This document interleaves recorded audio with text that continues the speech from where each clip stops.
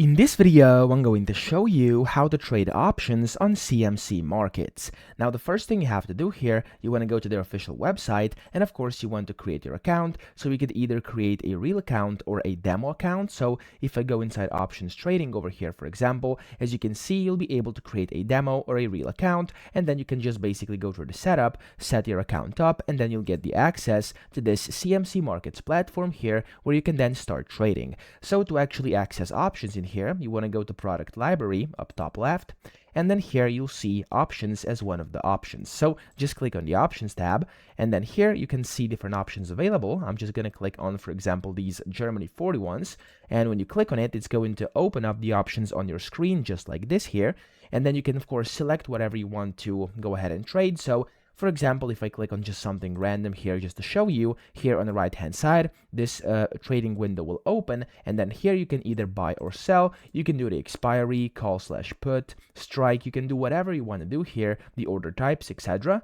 And whenever you are ready, you can just click on place buy market order or sell market order or whatever order you want to do. And then just like this, you can then trade options. So that's how to do it. I hope this video helped you out. If it did, please subscribe to the channel and help me out as well.